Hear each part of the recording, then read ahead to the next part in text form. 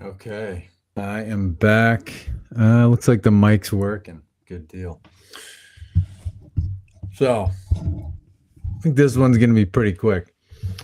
But yeah, yeah, this one's called "If Kamala Struck Iran." So, the whole gist of what I want to talk about in this one is that people really don't care what's happening as long as their guy is doing it. So, these pieces of filth that that we call politicians, they all do the same shit. But what happens is when they do what they do, when they do the things they typically do, their supporters make every excuse possible for them, and then their detractors whine and cry.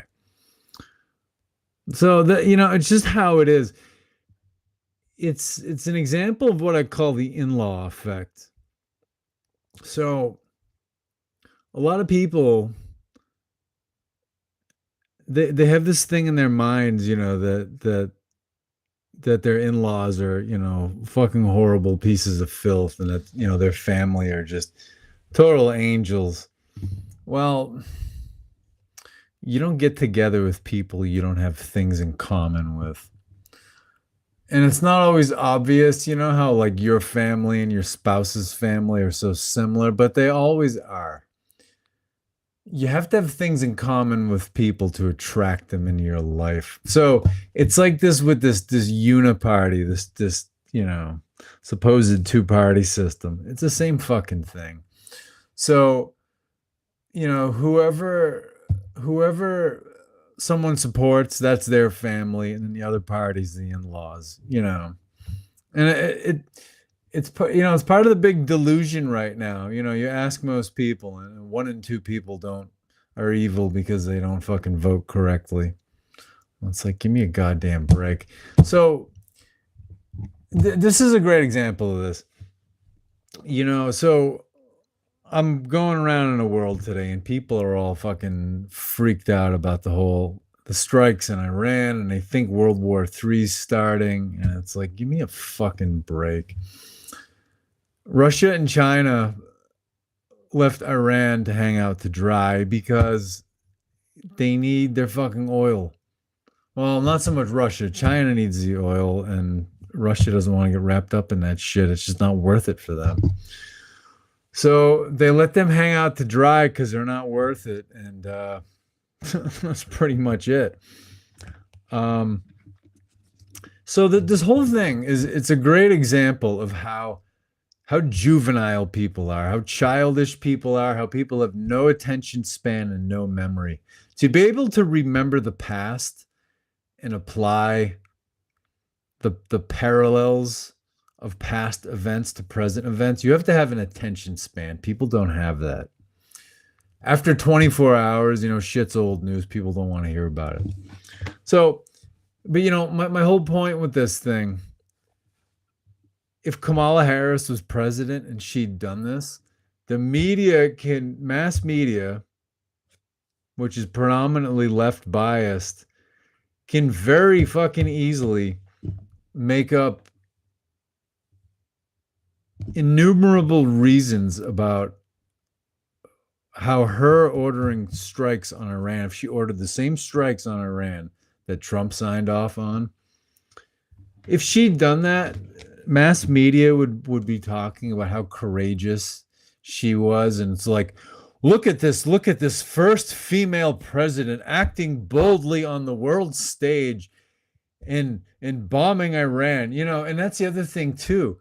So what mass media would be doing with her is they would put a whole feminist fucking spin on this, and they'd be like, well, Iran is very oppressive towards women and towards gay people, and the time has come for these ayatollahs to be taken down. It's exactly what they would be doing.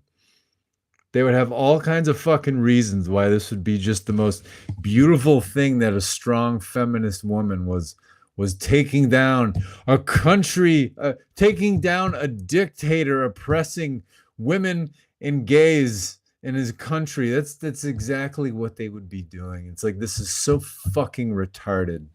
Um, and this is how retarded that the Cold War and fucking World War II made people. And that's an interesting thing. Little sidebar. Church attendance, since the 1950s is way the fuck down, in America and, the Western world. This is because World War II was the exception. Excuse me, World War II became a substitute for church. Because most people only went to church for social compliance. They wanted to fit in their community. In the old days, before 1700, the Christian churches could fucking kill you or just make your life really hard for not going to church. So people went to church to keep the religious leaders off their back. And again, churches are just multinational corporations. They're real estate investment trusts. They're REITs, and they're tax-free. They own prime real estate all over the world. They pay no tax. That's what church is all about.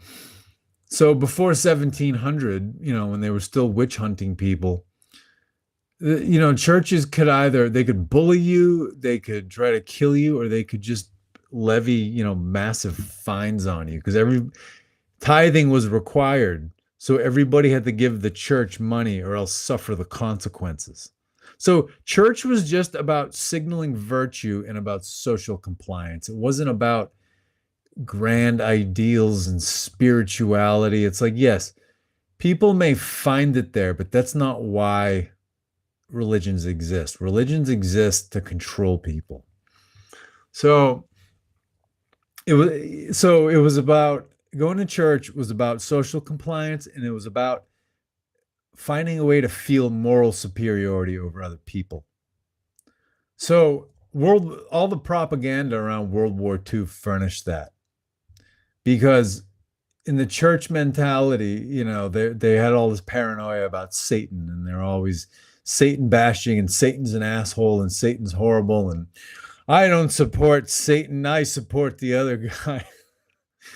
So all that was just transferred into World War II propaganda. Hitler became Satan. And this is why childish people, if you don't agree with them, they say you're just like Hitler. It's that simple. So, yeah, this is how childish people are. So, again, if Kamala had done this, it would be a great crusade for feminism and the rights of gays and trans people and like all this kind of bullshit. Exact same strikes, kill the exact same people, and it would be a great act of heroism by a strong feminist woman, the leader of the free world. It's fucking nonsense.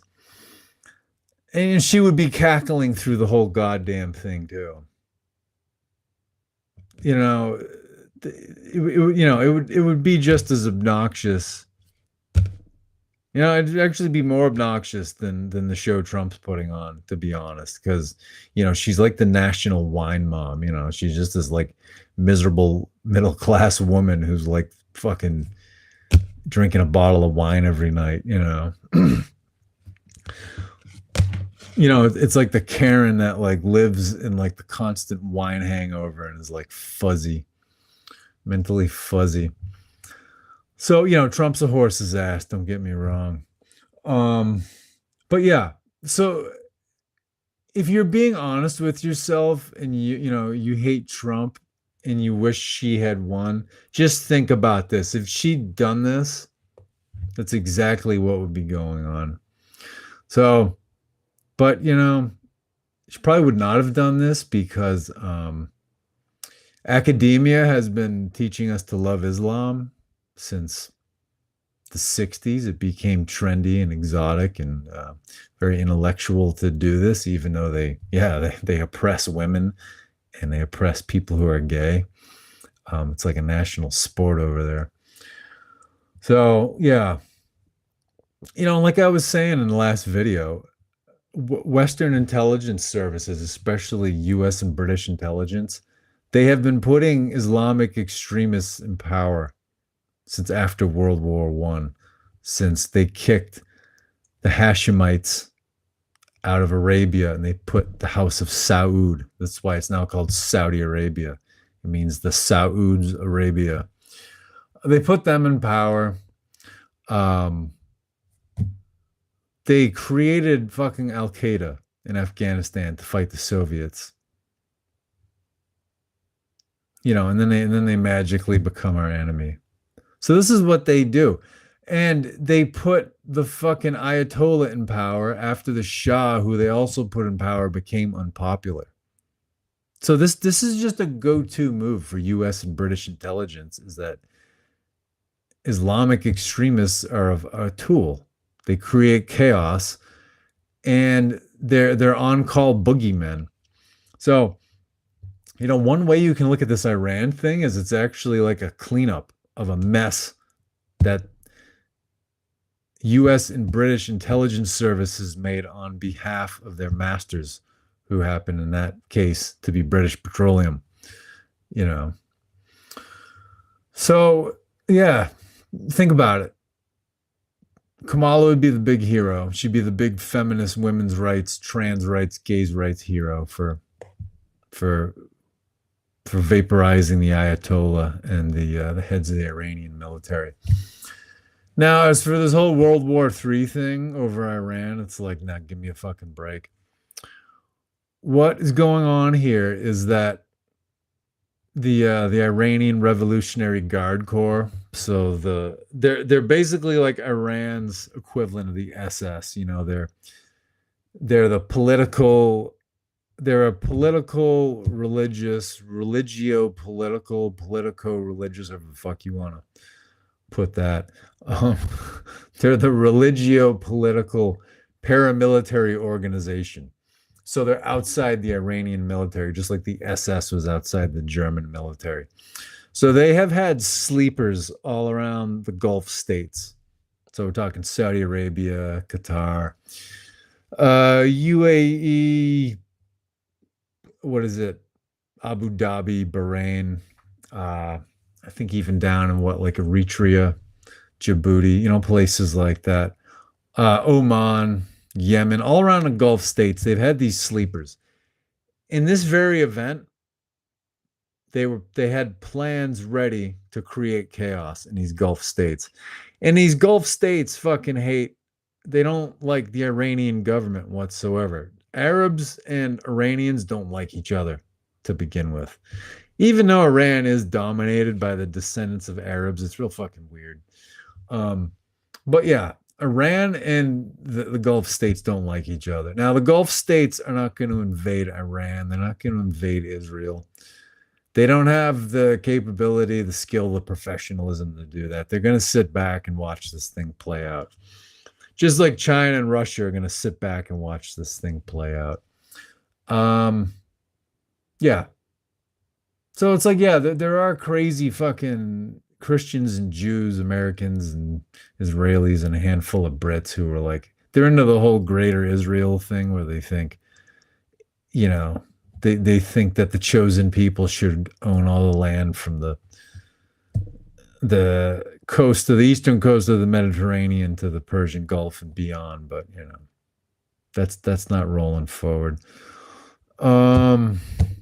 Yeah, so yeah, Iran has had these sleepers all over the Gulf states to raise hell if this had ever happened. Now, they're not going to be able to hide for very long. They're going to run out of money. They've got money stashed. They're going to run out of money. They're going to run out of weapons. Their logistic network's going to break down. They can't do this for long. But yeah, they'll raise some hell. These Gulf states are going to, they're going to come down on them like a ton of bricks. They're probably going to send in their SWAT teams and whatnot. They'll find these people. NSA has every communication in the world bugged. They'll find these people. They didn't want to find these people before because they were all making money together. One of the interesting things is, Hezbollah, which is this Iranian-backed, terror organization. They have owned prime real estate all over the United States since the early 80s. Everybody makes money in the US. Everybody makes money everywhere. So they'll still have some money coming in from that. What would be telling is if, say the US government sees their real estate holdings here in America and their assets. That would be a way to shut this shit down. But yeah, you name any major city like Hezbollah and organizations like that, they own prime real estate. They own, apartment buildings, office buildings, warehouses, retail, you name it. They own the commercial real estate. They probably own Airbnbs at this point. So, yeah. Yeah, if you're getting worried about this, don't. Um, I'm sure other things will come up later on. But, I think the big trend for the world here is countries are going to balkanize, I think without exception.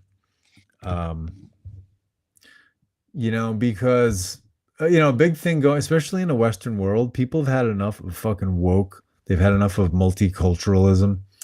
And when you look from the examples of history, the Roman Empire, especially the Austro-Hungarian Empire, which, its aftermath produced the whole Yugoslavia situation.